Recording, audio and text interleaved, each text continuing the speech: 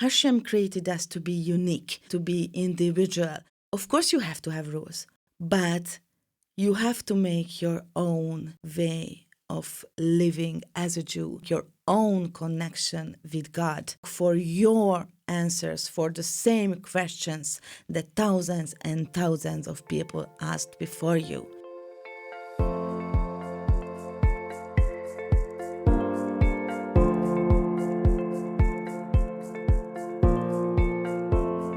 Welcome to Something in the Water.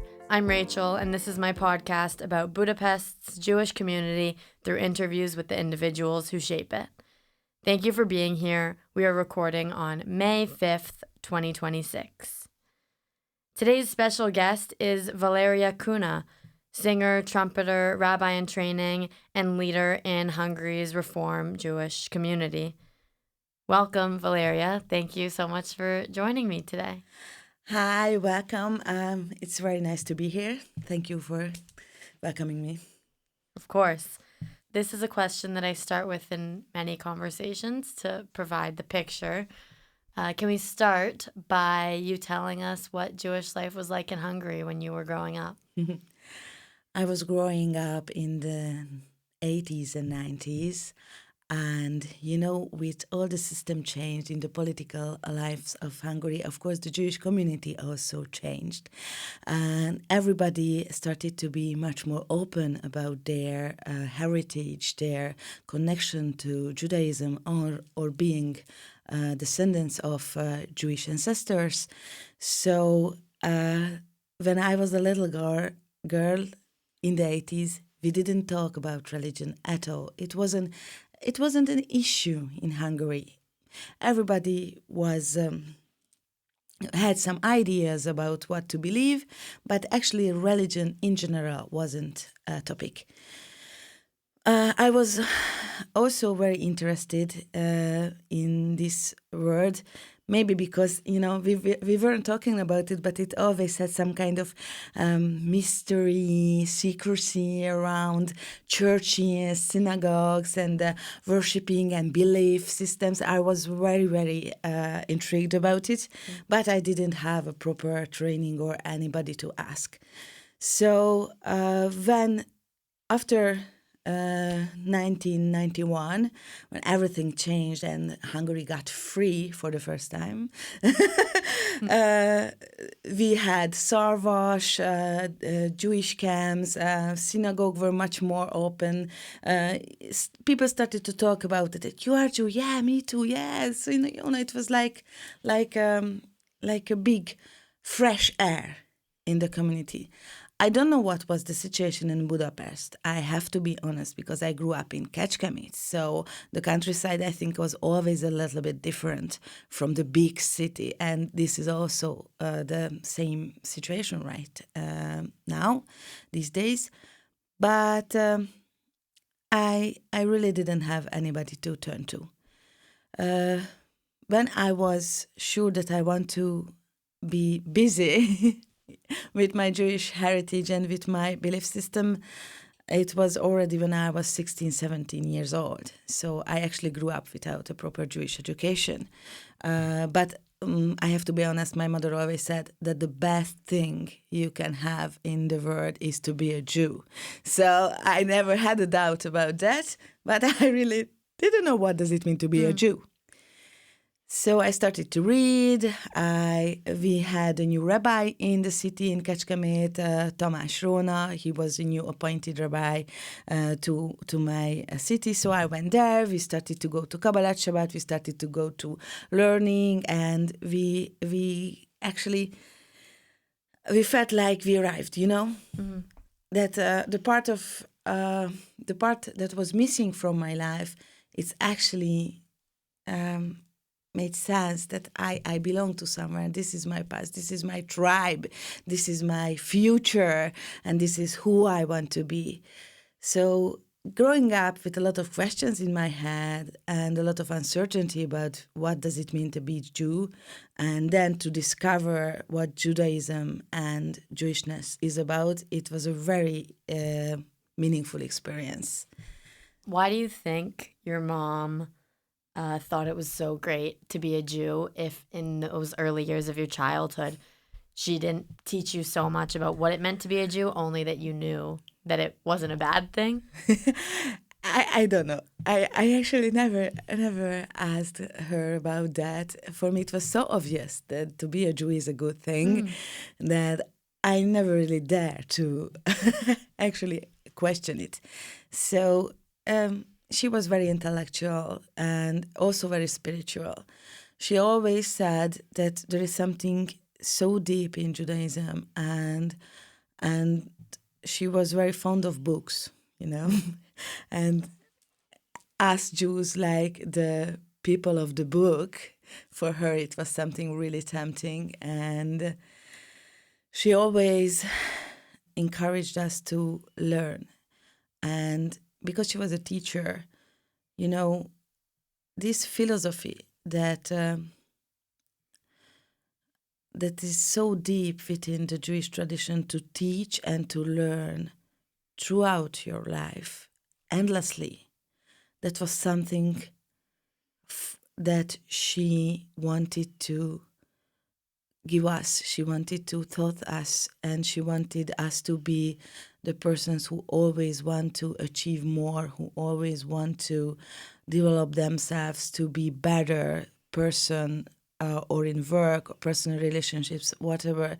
And she said that this is a Jewish thing.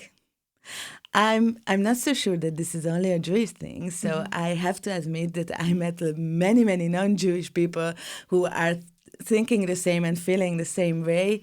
But for her, that was something coming from the Jewish philosophy and the Jewish traditions. So she was a teacher, Yeah. and also she chose to homeschool you and your siblings. Do you know why your family decided that? Yeah, that was all about music. My father is a music teacher. He's teaching brass instruments like trumpet, horn, French horn, and trombone, etc. And we started to learn these instruments at a very early age, 4, 5, 6 years old, when we started to learn music. So after we went to a regular school, actually from elementary school, they felt that being every day in school, you know, and spending most of your time in a class, it doesn't give us the opportunity to grow in music as fast as we could, because they saw that we have talent for it, so-called talent. I don't know, I was just a child, so they said we had a talent, and they wanted to enhance all of the opportunities that we can get. And for her, school was an obstacle. And because she was a teacher, she was confident in us enough to say that she can handle us in a school things, and my father can handle us with the music things. And she went to look for Laszlo Polgár. I don't know if you heard about him. He's a father of the world famous Czech players, the Polgár sisters. And my mother called him and asked him how to do what he did with his daughters. And he taught her every law, every requirements that she needs, that we can be homeschooled in the early 90s. So it was very, very early. It wasn't in fashion at all in Hungary. And because of his encouragement, he encouraged my mother that, okay, do it. You can, how he said, you can raise up geniuses. We didn't turn out to be geniuses, but that was the approach at least. So what he did with his daughters in the chess world, my parents did with us in the music world. So that was the whole story about, and the rest is history. Okay. I imagine that homeschooling means a more concentrated instillment of values and attitudes and rituals from your family. How did that form you?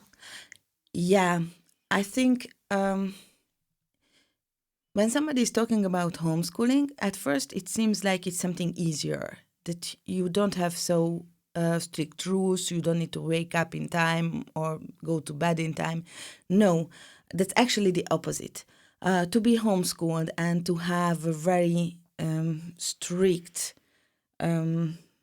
approach why you are homeschooled, it is even harder than to go to a regular school.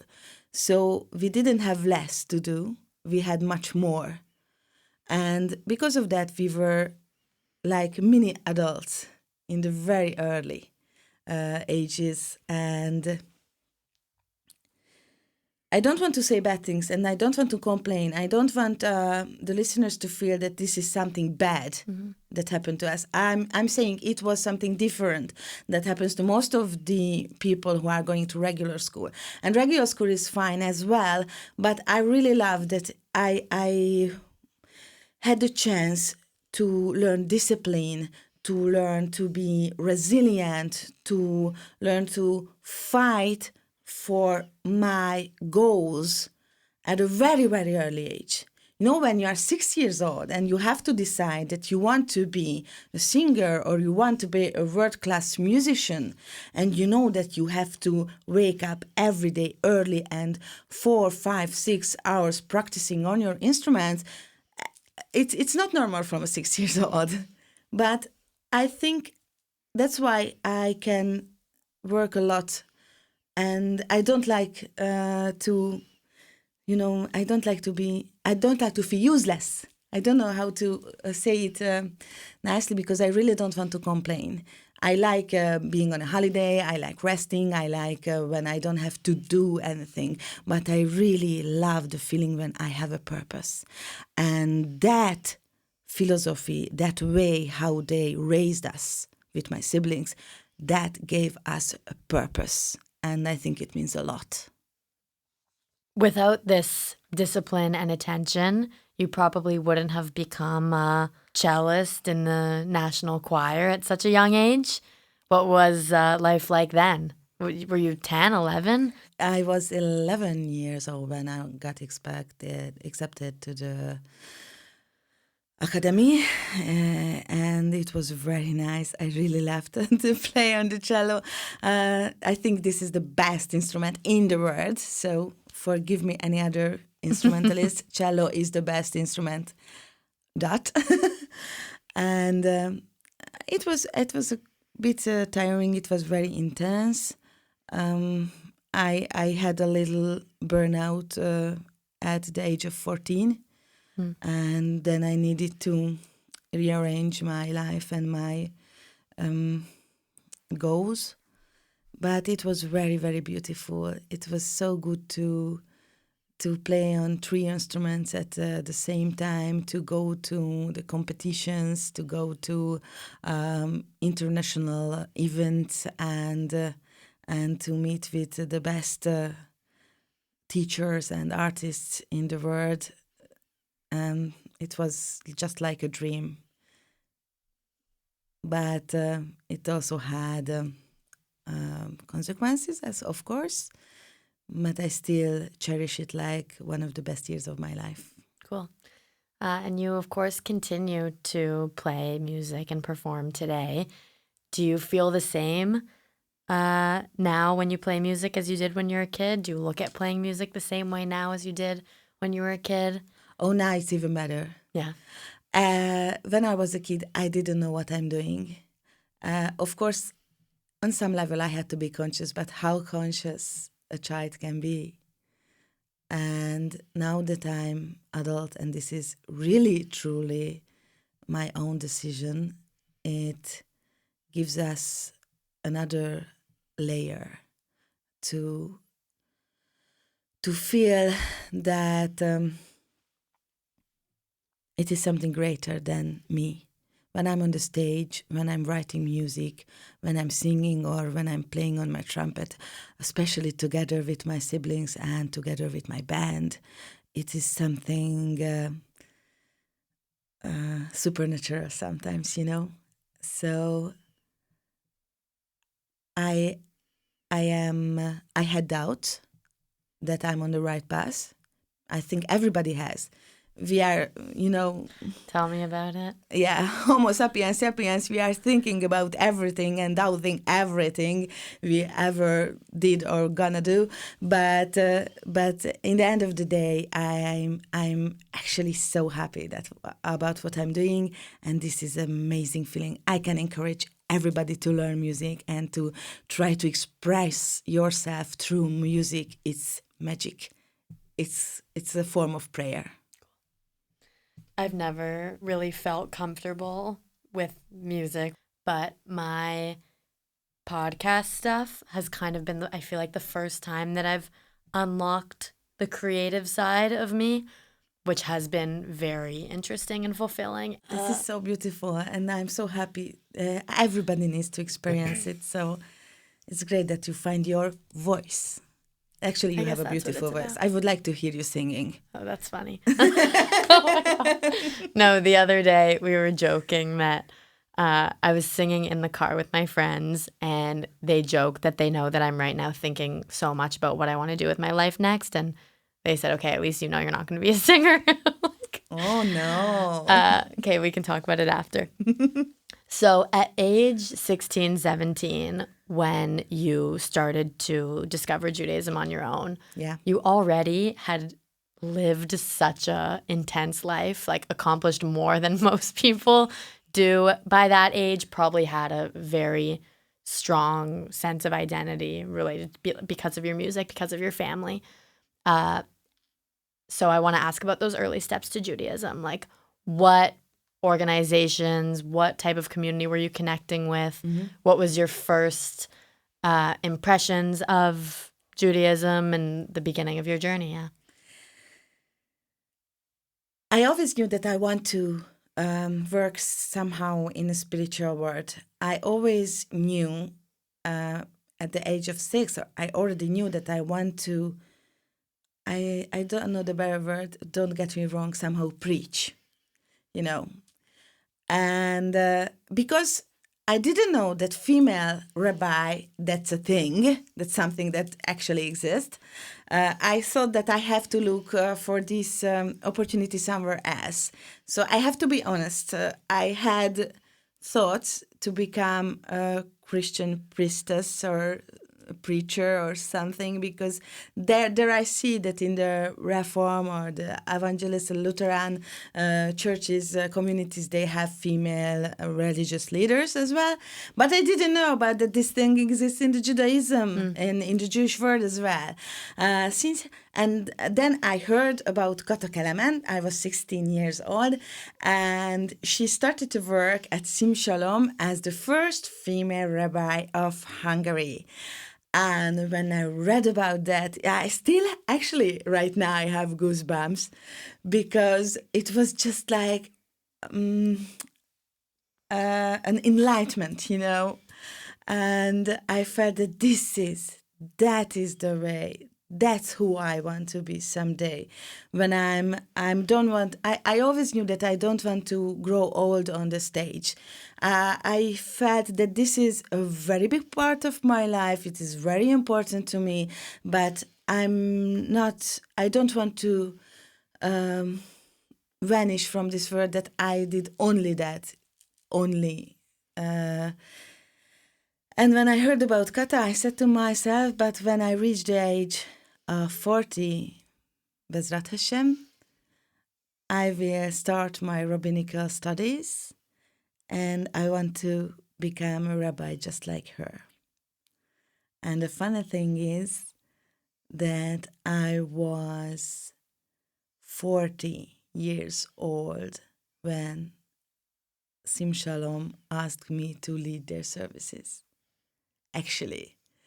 So Hashem showed me that was more than a wishful thinking at my teenage years, and I'm actually now on that path and following Kata, because Kata retired from Sim Shalom, and now I'm following her beautiful and amazing heritage and trying to continue the remarkable work that she did with this community.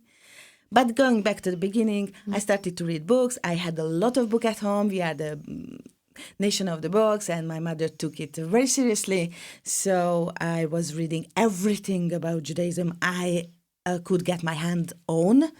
And then I started to go to the community in Kecskemét and started to learn the prayers, started to learn from the rabbi that what a proper Jew needs to do. Of course, cultural events, concerts, klezmer, theater, every movie you can imagine. And if in a movie where there was a little Jewish character, I watched it hundreds of times. So I think that was a regular way to connect. That step by step, I wanted more. I was eager to know more and looked for every opportunity I had. There was a time that you also practiced Orthodox Judaism. Yes. Correct? Oh wow, that was amazing. Okay. Tell us about what worked for you about that life and what didn't. The discipline. As I mentioned before, discipline is very, very important for me. You cannot master an instrument without discipline, and you cannot be a rabbi without discipline. And being an Orthodox Jew, a much more religious Jew, not religious, observant, because I'm religious today as well, it's very strict. It's everything makes sense. Everything that you do, like you put your right feet down the floor in first thing in the morning, everything has a reason, and everything is given what you need to do in order to be good, in order to be a good Jew. And I'm a maximalist. I want to do everything as perfect as I can. Nobody can be perfect, but it is very frustrating, at least to try. So with Judaism, I was just like that. I felt that being an Orthodox, being very religious, is the perfect way to be a Jew, because there is nothing above. I couldn't be more wrong. I think individualism is the key. And even though I respect very much our sages, and I love to learn Talmud, Torah, Halacha, Shulchan Aruch, it is still amazing how rich this tradition is, how rich the knowledge about human soul and actually about biology. This is huge and amazing how rich the tradition and the knowledge behind Judaism. But still, you cannot make robots.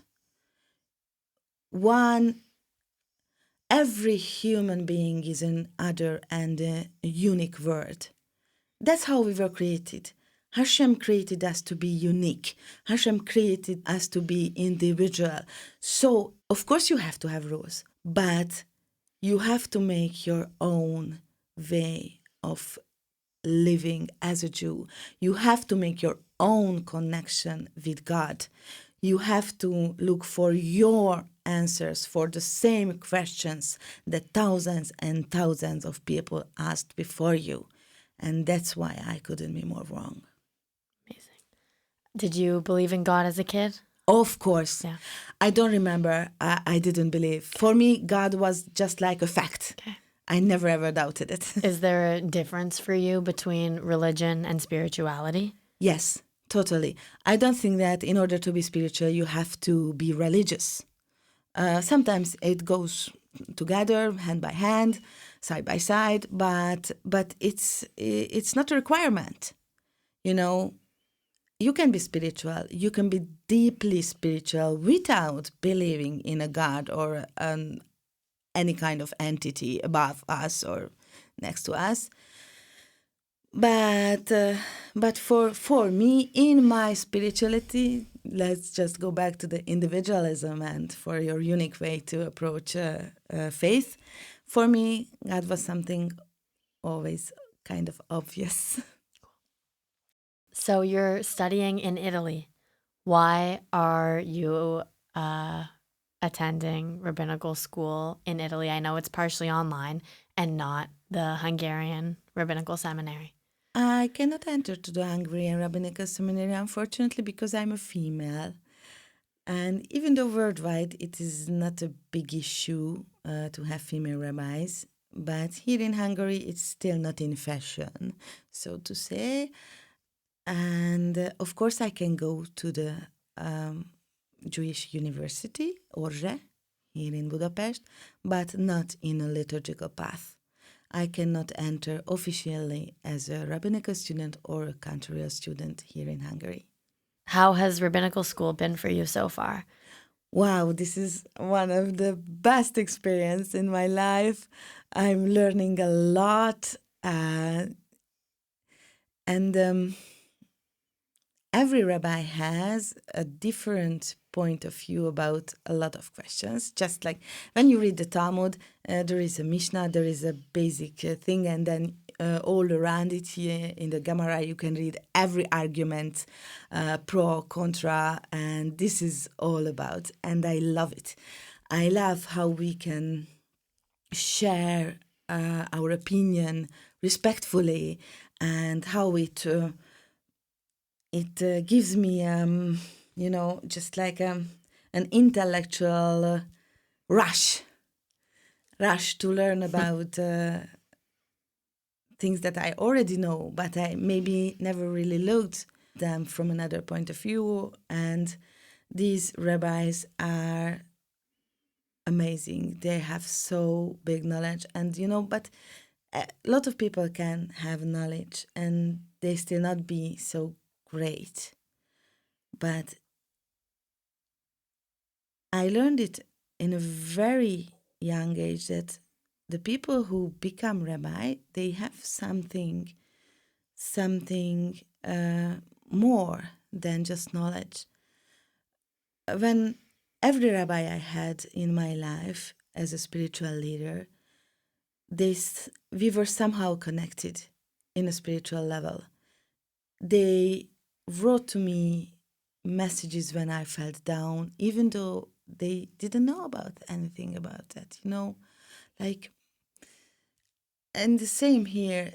These rabbis are answering my questions without that I need to ask them, and to experience that there are people who are beyond our materialistic life and our everyday life and our everyday problems. It is something amazing, and as a maximalist, I just want to be like them one day, hopefully. Are there female teachers at your rabbinical seminary? There are some, but I have more female teachers in the cantorial school. And this is a funny thing, actually. But yeah, I have many more female teachers in the cantorial path than in the rabbinical path. For you, what role does music play in Judaism? When you read the Torah, you see that music was always part of the Jewish life. You just need to look at, for example, Miriam, when, we came out of Egypt and we were so happy that we got through the sea and we survived. We are still alive. We didn't know what ahead, but we had hope. We had hope. We had Hashem, and we had music. And then when you go through Tanakh, in our way of worshipping, in the time of the temple, in Mishkan, first or the second temple, music was a huge and very important part of Jewish liturgy. And I think music has a special ability to open up one's soul without to put a pressure on you or on anybody that you have to be uplifted. When you pray, it's a good thing if you have kavana. Actually, every prayer you say, you have to do it with kavana. Kavana is a Intention. special feeling, intention, like some higher purpose, yeah, like in a almost ecstatic state of mind. You cannot achieve it every time when you're just thinking about very hard. But if you have music, it's much easier to get to this level of spirituality and to this kavana, to this intention. So I think our sages knew it much better than we know it right now. That music is a huge requirement for Jewish life. Like it moves you to that Yes. other place. Yes. Just thinking about the melodies of our prayers, Kol Nidre, for example. Yeah. You cannot imagine Yom Kippur without a Kol Nidre and without that melody, that you hear it and you know something is really happening now. So that's why being a rabbi is very important. But maybe to build a community, to have a good service, and I don't want to insult any rabbis. I respect them, I love them, and I want to become one of them. But I think for a beautiful, meaningful service, a cantor is a bit more important than a rabbi. If you look at it from the regular person's point of view, because the cantor is giving the voice and helping your soul to elevate. So do you see yourself in the future when you are like taking care for your own community? How are you going to do both? I don't want to do it alone. I think I'm always telling my community that being a Jew is not a lonely mission. We have to do it together. And I already made some changes in our community in order to have others, in order to give opportunity to others to express themselves. So, for example, to sing a special prayer or to say a drasha or dvar Torah. So I want to build a community that's alive. I don't want to build a community that, they are sitting in front of me and waving and doing nothing. I want them to be part of the experience. So that's how I can do it both, because as a cantor, I can teach them. And of course, there will be always, like, for example, Kol Nidre, what you need to do by yourself, or for a long time you need to do it by yourself. But it's not a performance, I actually heard the expression of that you're not a performer when you are standing in front of a crowd, that you have to be a song leader. And this is not the same. If you perform, you want the people to listen to you. But if you are a song leader, you want them to be with you, like part of you, part of the experience. And I think as a cantor or as a rabbi or as any kind of shaliach tzibur or any kind of leader in a Jewish liturgy, you have to be a song leader. You have to be somebody who involves people, not taking all the attention. So you have been a important leader in Sim Shalom, in the Reform Jewish community here in Budapest. This congregation was founded by Kata Kalaman, who you've looked up to, I understand, in your journey. When was Sim Shalom founded? Can you tell us a bit more about the history of Reform Judaism in Hungary? Yeah, it is beautiful, and I'm very proud of this history, even though I wasn't part of it. Sim Shalom was established by Kata and her friends in 1992. And this a group of people wanted to express their Jewishness in a way that was not even allowed in Hungary. They didn't have anybody to ask, but they wanted to do something. They had a strong urge and they were very, very committed to this cause. And Kata's sister lived already in England, and she was part of a reform community in London. I'm not sure, but I think in London, somewhere in England. And she showed this way of being a Jew to these people, and they said, yes, we want it here. We want to do it. We want to bring these reform ideas, these beautiful, intellectual, yet spiritual way of Jewish life to Hungary. And they started to work hard, and they grew. Kata went to the rabbinical school, Leubeck rabbinical school in London. When she finished, she came back as a rabbi and officially started to lead Sim Shalom. And then through the years, they become congregation and official. And of course, there some upside and downside. You know, every community has up and down. But Sim Shalom was always strong and always present. And what this small group of people achieved here in Hungary, it is so remarkable that I think it should be in the history books. So today, what's most special to you about the community, the people at Sim Shalom? Everything. They are just like a second family. Wow.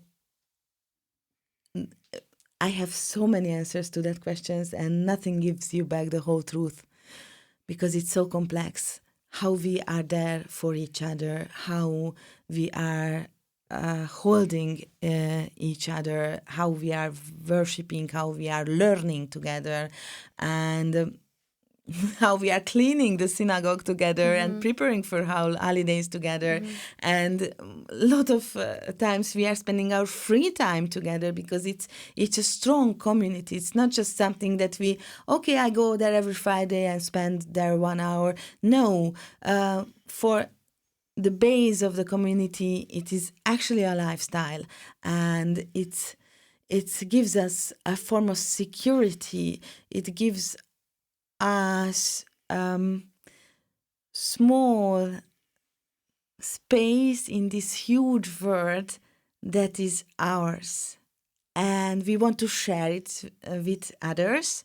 So it's not a closed community. We are really truly open, and we believe in equality so strong that this is our main and most important value, that we are not giving up in any circumstances, but still we have a strong foundation.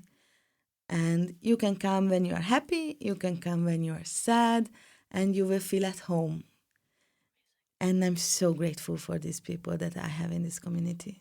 This is a true gift. So upon graduation from rabbinical school, I'm not sure if you have plans in mind right now of, like, do you plan to come back and lead Sim Shalom? Do you want to start your own thing? What sort of community do you want to build? Right now, I'm still leading Sim Shalom, and they want me to stay. The community want me to stay. I wasn't sure what is my true desire and my true way in this world. And to be honest, I want to go to Israel in a few years. I want to make Aliyah, and when the time is right and my daughters are old enough, I would like to move to Israel with my family. Of course, it is the music of the future, so I don't know what is really going to happen. Actually, right now, in this moment, I should be in Israel, just my flight was cancelled because of the situation. So I'm not sure that I'm going to retire from Sim Shalom and from Hungary. But as long as I'm here, I want to continue this work and to build this community. And of course, I have some personal approach. I want to be a bit more neo-Hasidic. I don't know if you heard about that. Hasidism is a beautiful way, is a beautiful philosophy and way of life in Judaism. And it has, of course, also a modern approach with a lot of music, with a lot of happiness and joy. And I want to show the people how can you implement it into our life, our modern life, because I think this is something we are missing very much, this joy, this fearless joy. Where have you seen something like neo-Hasidism done before? It is very popular in America, and there is a beautiful, huge neo-Hasidic community, Chochmat Halev, and they have something what I want to do here in Hungary as well, with a lot of music, with a lot of spirituality, and I can feel myself at home in this philosophy, what they are teaching. I'm not sure it's going to work in Hungary just like in America, but I would like to give it a try. Yeah. I remember when we had coffee a few weeks ago, you also talked about imagining a more non-denominational Judaism. Maybe that incorporates the parts of neo-Hasidism that you love and the parts of Reform that you love. Can you tell me what that means to you? What a non-denominational Judaism could look like? It is very difficult, but I have a dream. I always have a dream. And I'm a bit naive. I don't know. But I think we should concentrate on things that are similar in us, not something that is different. And if we see that the Jewish nation is, first of all, Am Echad, we are one nation. Regarding to you are Reform, I'm an Orthodox, I'm an atheist, whatever. If we can see each other as a whole nation, and actually whole humanity we can see as brothers, it would be a much better way to live in this earth. And non-denominational, sorry, difficult word, it means to me that we are truly empathic with each other, and we truly see each other, not just through our lenses, but I see you and I see how you see me from your point of view. And if we can do that, then it's not a problem that you have a kippah on your head or you are covering your head as a married woman or you don't, you are wearing miniskirt or long skirt or whatever. But we are still Jews and we can sing together, we can pray together, we can have fun together, and we can live up to this Am Echad ideal that I have in my heart and in my mind. So I want a synagogue where every person feels themselves at home, even though if they are Reform or Reconstructionist or Neo-Hasidic or maybe Orthodox. Of course, they can have a little problem with Kol Isha, with the female voice, but less strict Orthodox people.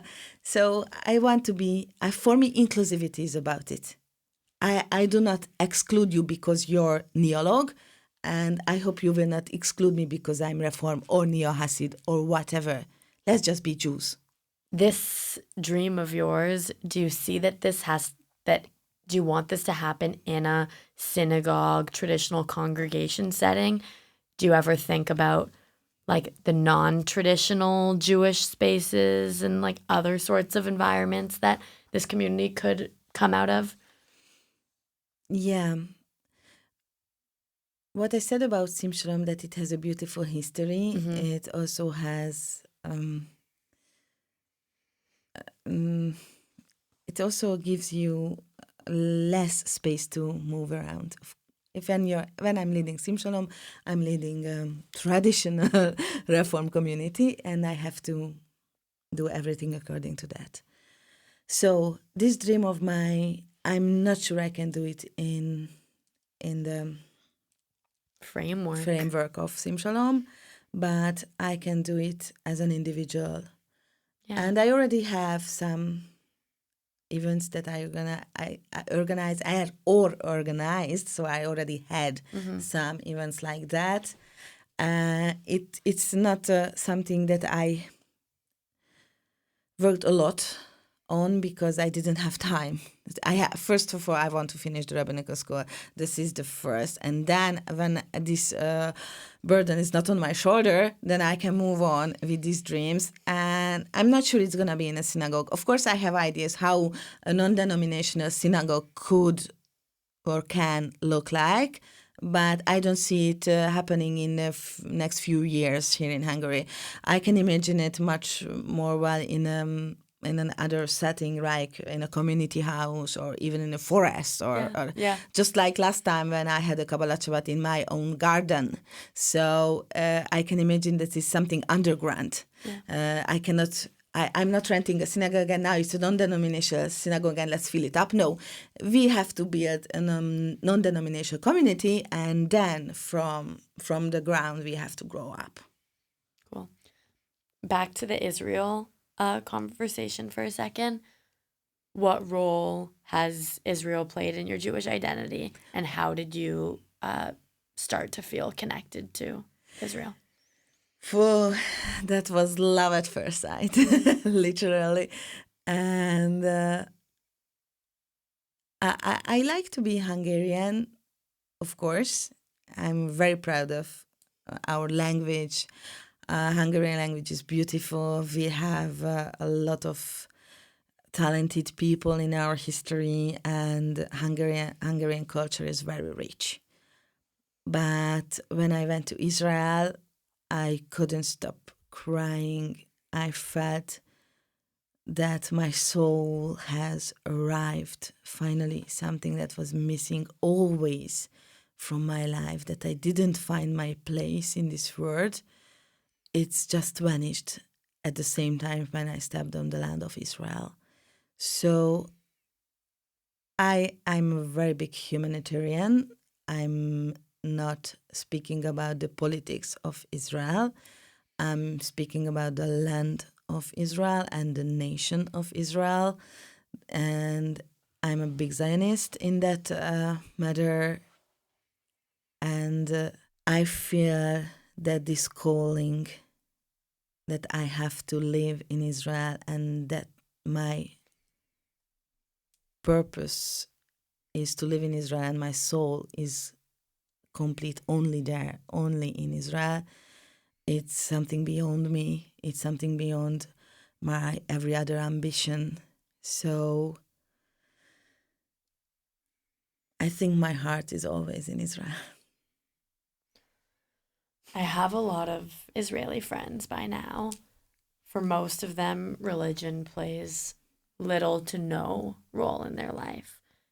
At some point, when you make the move to Israel as a rabbi, how will those two things coexist? Will you aim to build the similarly inclusive Jewish community, Jewish religious community in Israel as well? Or is that what your focus is here in Hungary? And then once you see something that is strong, you can, complete your soul. In Israel, I have a bit more difficult way to be a rabbi because there are many. So they do not lack rabbis in Israel. but I think I can build a community there as well, and for sure I will try. And maybe that's the place where I can build a non-denominational community, because I know that the Orthodox Haredi way of living is very hard there. I cannot go to the Jewish university here as a rabbi. I cannot be officially ordained rabbi in Israel by the National Rabbanut.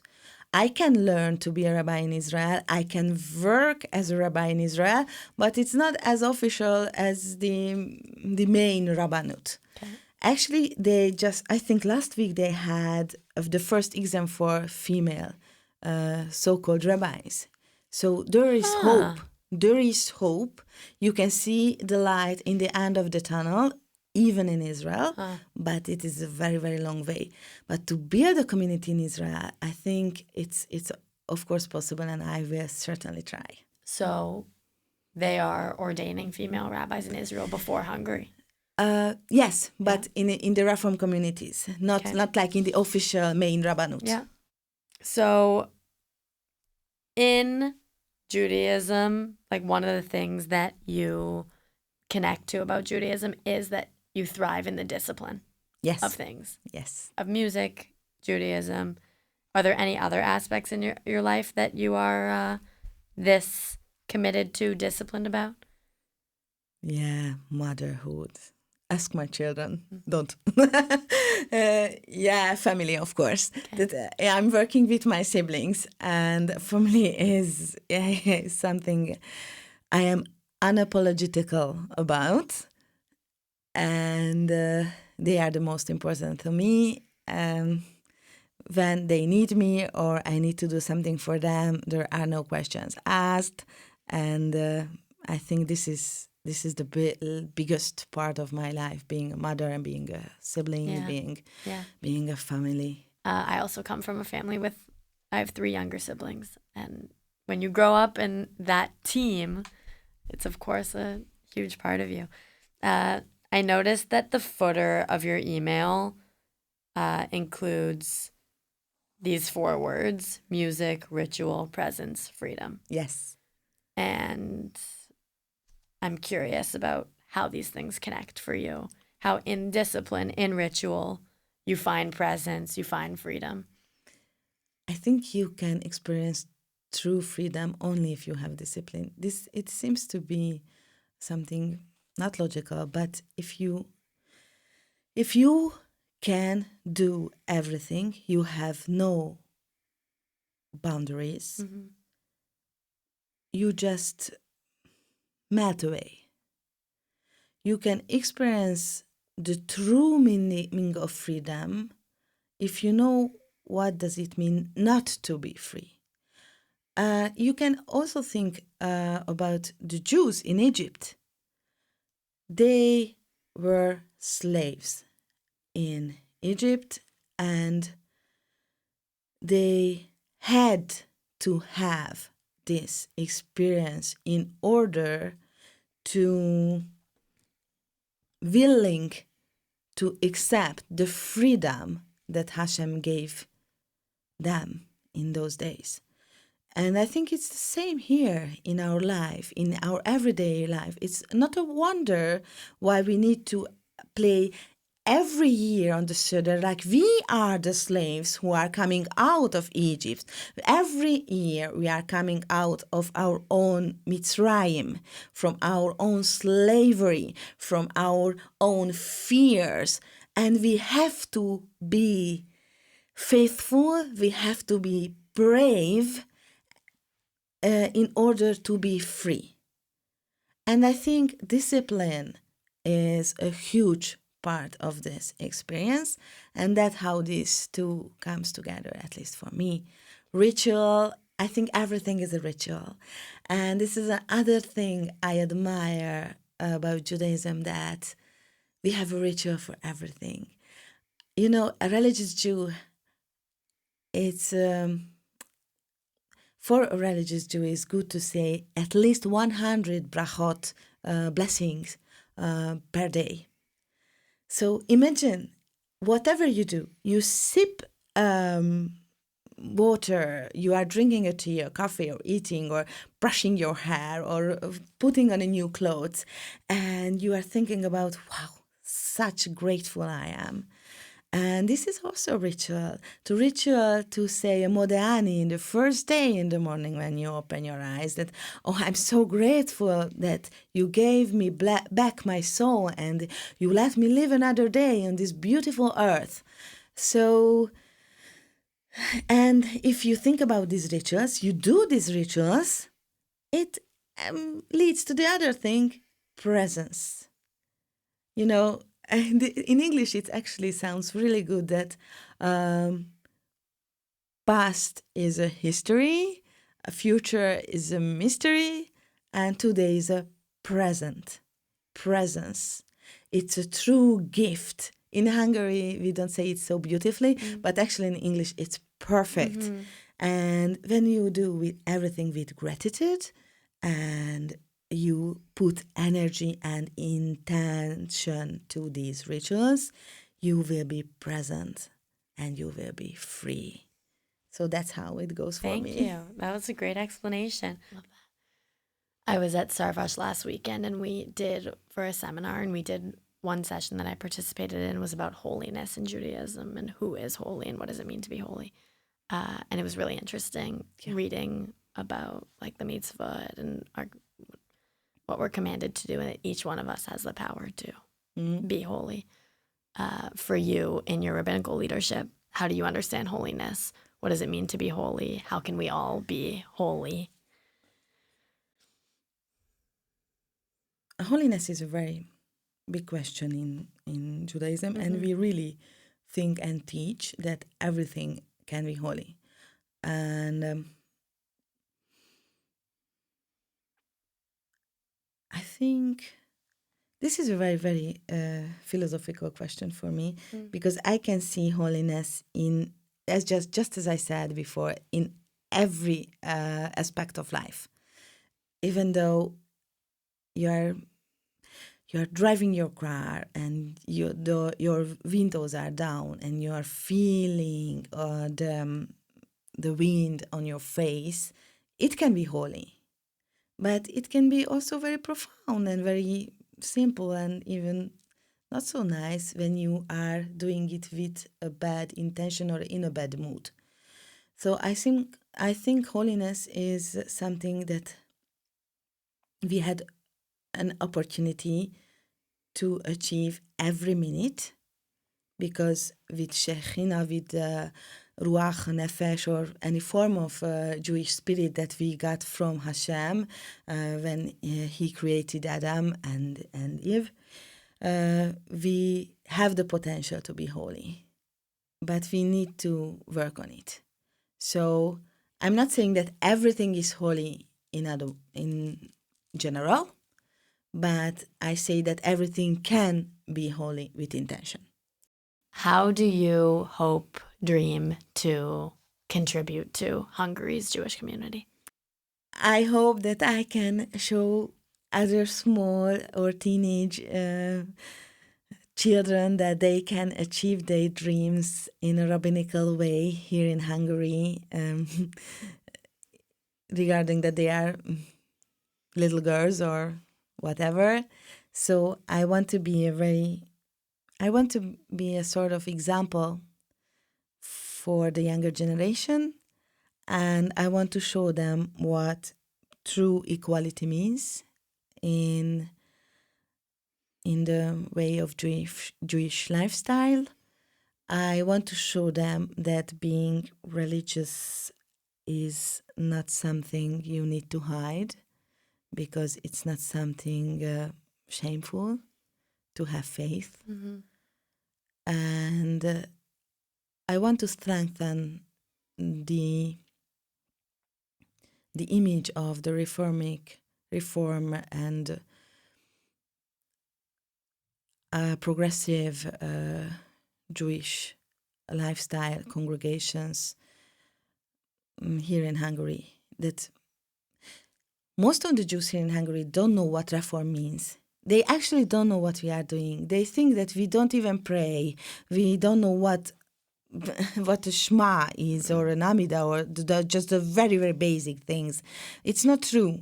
It's not true. We have a very bad PR now and a lot of questions and a lot of mystery around us, Reform Jews, but we are just Jews. So I want to be the person that anybody can come to and ask. Ask me, why are you Reform? What does it mean that you're Reform? And I want to show them that it's not something secretive and mysterious way of life. No, it is just who we are, and come and see. Thank you. This project is about sharing Budapest's Jewish stories and also to get listeners to reflect on their own. So I wonder if you have anything to say to listeners who maybe are struggling with their Jewish identity, figuring out what being Jewish means to them, and how they can feel more connected or secure with their Jewishness. I think the most important thing is, first of all, to ask yourself, what do you want to do with your Jewishness? And what is missing from your life? Because if you're missing a community, or you're missing a spiritual life, you're missing faith, you need to go a little bit, in every case, in another path. But as a Jew, I can say, and as a future rabbi, I can say that we love questions. I think every Jewish leader, lay leader, cantor, rabbi, soon to be rabbi, etc., we are here for you. And have confidence that you can ask anything. There are no bad questions. There are no stupid questions. We are here for you, and we want to help you. You can ask me, you can ask anybody around you. Just pick and choose a rabbi, pick and choose a community with open heart, and let's be ready for your best adventure. And do you have a favorite restaurant in Budapest to recommend in case listeners make their way here? And for me, selfishly. Usually I go to the kosher restaurants and we don't have so much. That's true. I like Café Tamar very much, Okay. one of my favorite places. But if you are not willing to visit only kosher places, I would like to recommend you the Hummus Bar Association. Great. And sometimes you can feel, I know you are in Budapest, you can be curious about the Hungarian cuisine, but sometimes a little hint of Israel is very good here, so go to Hummus Bar. Absolutely. Thank you so much, Vali. This has Thank been you. a really great conversation. Thank you so much.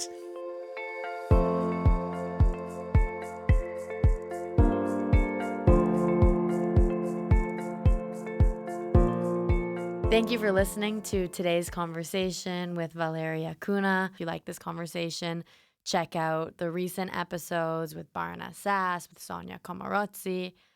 Definitely interesting, different takeaways on each episode. Thanks for being here.